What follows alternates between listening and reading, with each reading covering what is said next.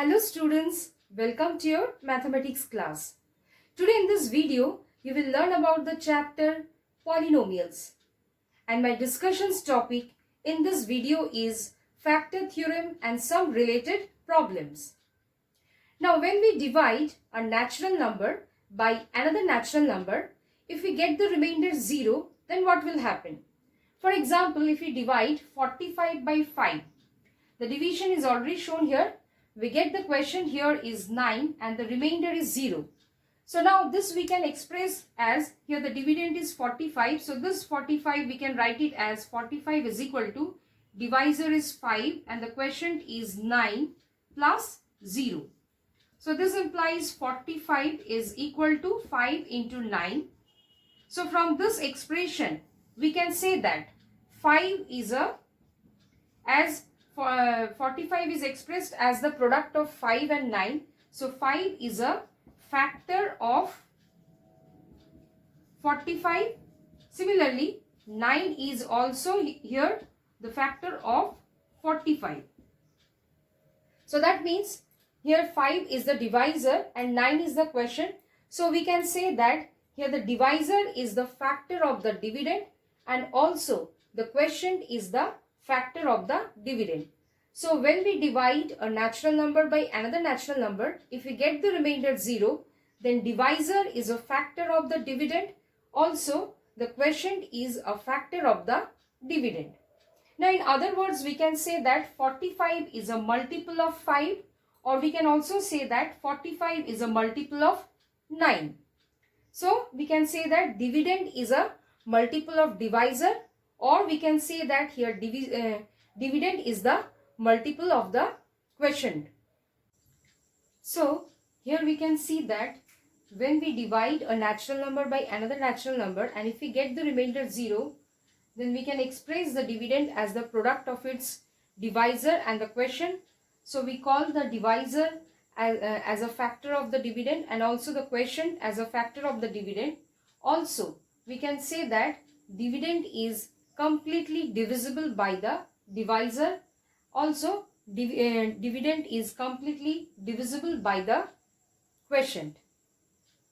Now, if we consider the polynomials, division of polynomials, and if the remainder is 0, then we can express if the polynomial is divided by x minus a, then if the remainder is 0, then we can express it as px is equal to x minus a into qx.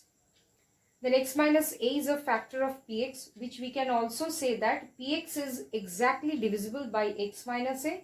Also, qx is a factor of px. Then we can say that px is exactly divisible by qx. Now, let us consider the division of polynomials when the remainder is 0. For example, divide px is equal to x square minus 3x plus 2 by gx is equal to x minus 1. Here px is the dividend and gx is the divisor. So the division is already here shown. So here we get the remainder 0 and the quotient is x minus 2. The first term of the quotient we get here by dividing the first term of the dividend by the first term of the divisor. Similarly here dividing minus 2x by x we get minus 2, which is the second term of the quotient. Now from this division, we can say by division algorithm for polynomials, we can write here the dividend, that is x square minus 3x plus 2. This dividend is equal to x minus 1 is the divisor, that is x minus 1 multiplied by x minus 2. As we get the remainder 0, so this dividend is expressed here as the product of divisor and the quotient. So from this relation we can say that here x minus 1 is a factor of px, that is the dividend. Similarly also x minus 2 is a factor of px, because here x minus 1, the product of x minus 1 and x minus 2 is equal to the dividend. So the divisor is a factor of the dividend and the quotient is a factor of the dividend. Also, by remainder theorem, we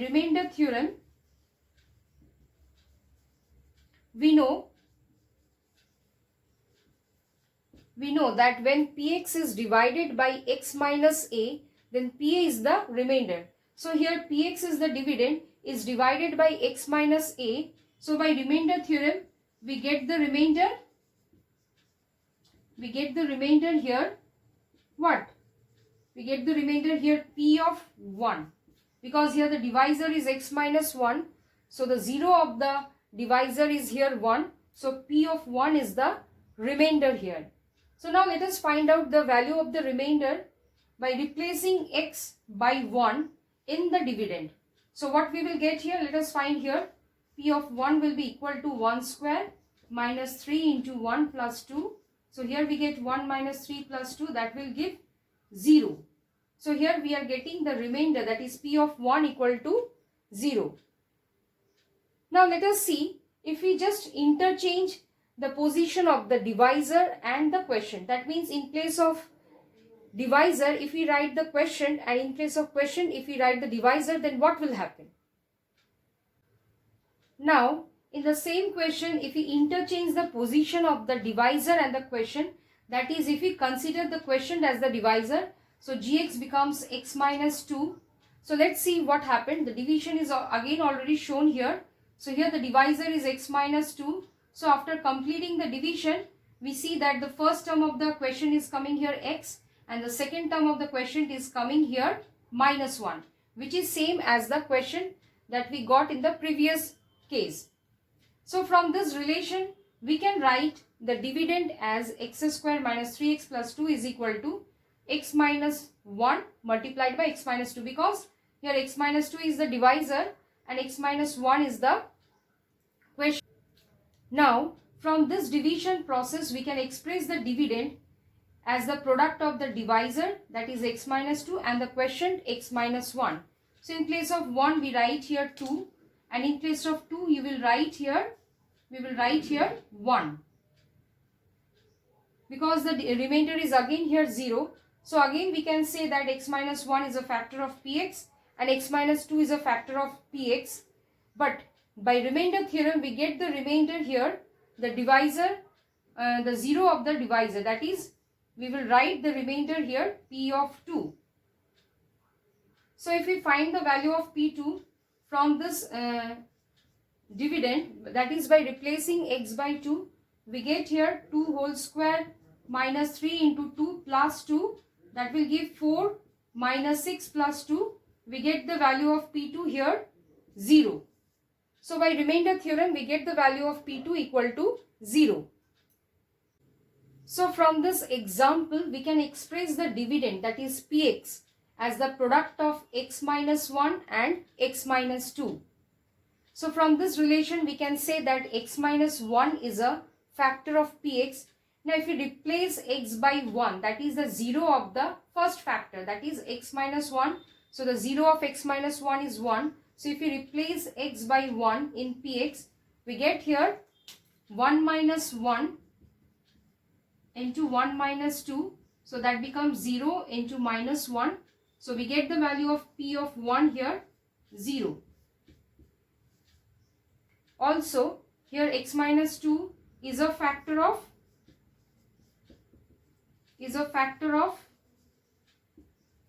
px. So which implies p of 2, if we replace x by 2, again this 2 minus 2 becomes 0. So we get the value of p2 is also equal to 0. So now from this example, here p of 1 equal to 0 means 1 is the 0 of px. Similarly, p2 equal to 0 means 2 is the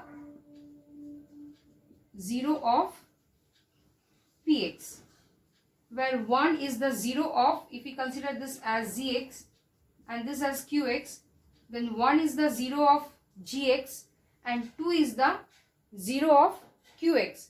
So 1 and 2 are the zeros of gx and qx, which is also the zeros of px. So from this example, we can say that if gx and qx are the factors of px, then all zeros of gx and qx are the zeros of px. So from this relation we can also find, if we are able to find the zeros of the divisor and the quotient, then we can easily get the zeros of the dividend also. Now let us see the statement of the factor theorem. Let px be a polynomial of degree greater than equal to 1 and let a be any real number such that p of a equal to 0, then x minus a is a factor of px. Conversely, if x minus a is a factor of px, then p of a equal to 0. Now, when px is divided by x minus a, then qx is the quotient. So by remainder theorem, we get the remainder as p of a. Because px is divided by x minus a, here the divisor is x minus a, so pa will be the remainder.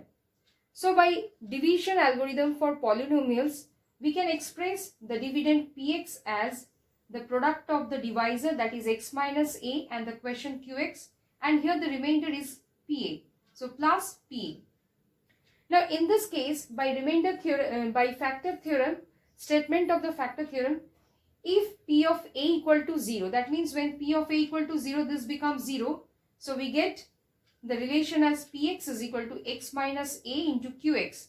That means here the dividend is expressed as the product of x minus a and the quotient qx. So x minus a is a factor of px. So from this relation, we can see that when p of a is equal to 0, then x minus a is a factor of px. Now see the convert statement of the factor theorem. If x minus a is a factor of px, then p of a equal to 0. Since x minus a is a factor of px, so then there is a polynomial qx such that we can express px as the product of x minus a and qx. So now if we replace x by a in px, then we get pa equal to a minus a into q of a. So that becomes 0. So here we are getting p of a equal to 0. So the convert statement of factor theorem is that if x minus a is a factor of px, then p of a equal to 0. And the statement of the factor theorem is that if p of a equal to 0, then x minus a is a factor of px.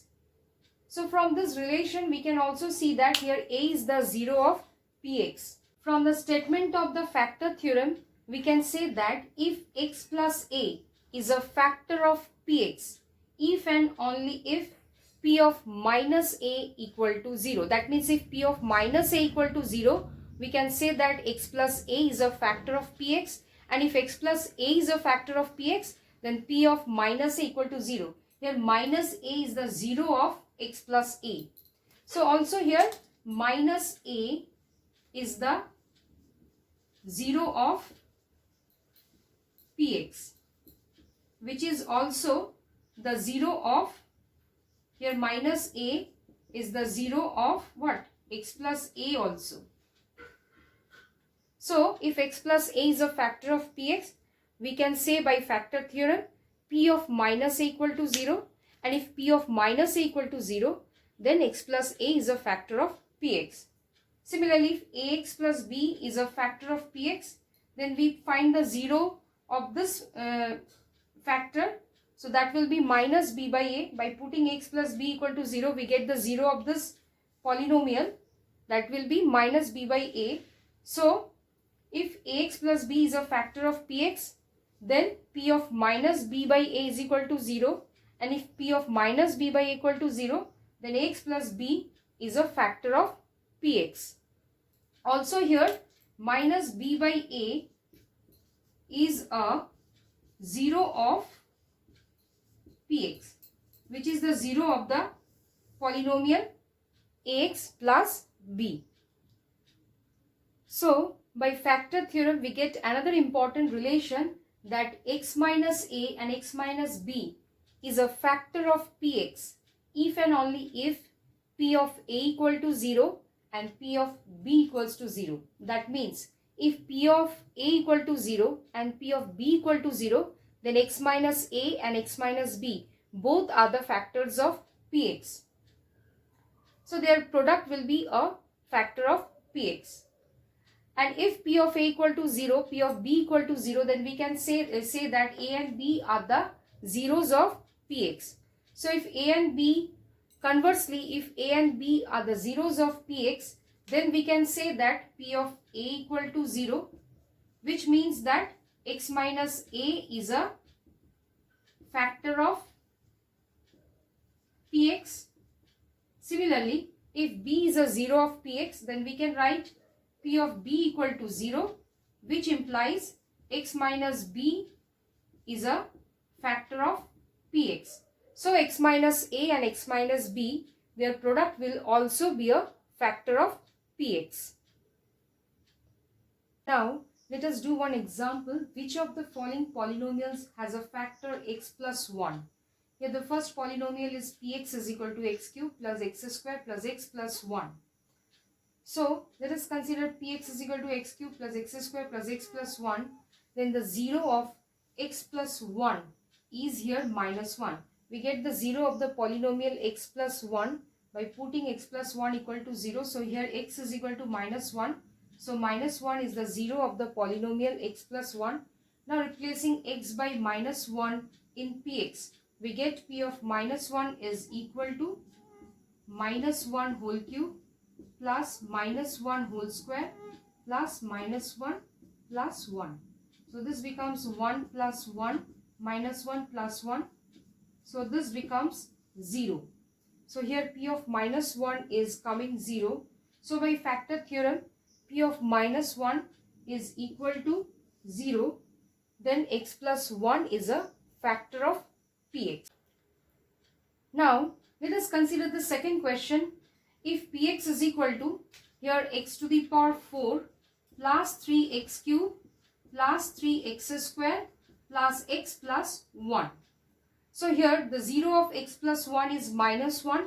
Now, replacing x by minus 1 in Px, we get, we have to replace x by minus 1. So, minus 1 to the power 4 plus 3 into minus 1 whole cube plus 3 into minus 1 whole square plus minus 1 plus 1. So, this becomes 1, then this becomes minus 3 plus 3 minus 1 plus 1. So, here we get the result as 1.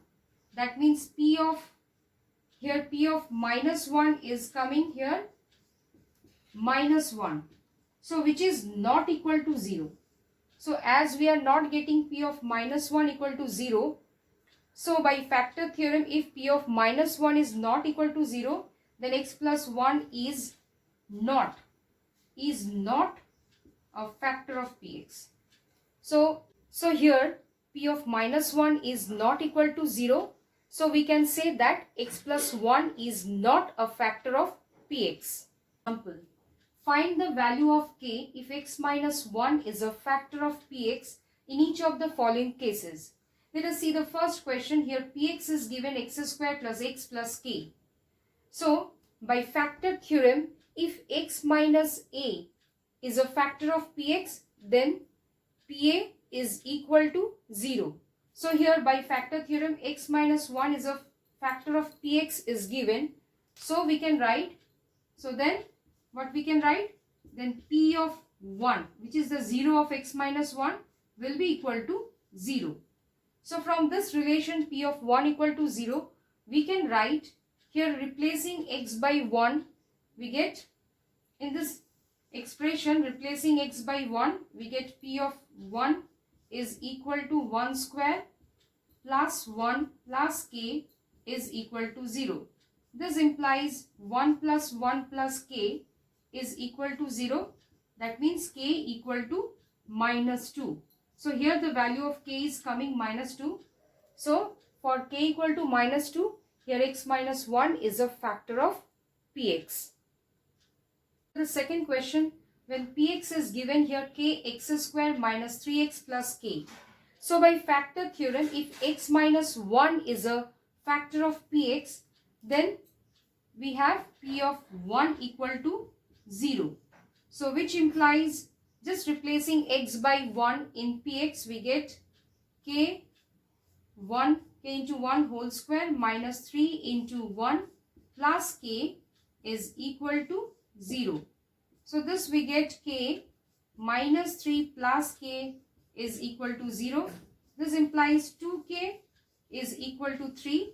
This implies k is equal to 3 by 2. So here we are getting the value of k as 3 by 2.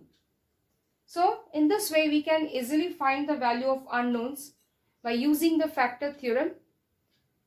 So in this way you can try some questions which is given in your book.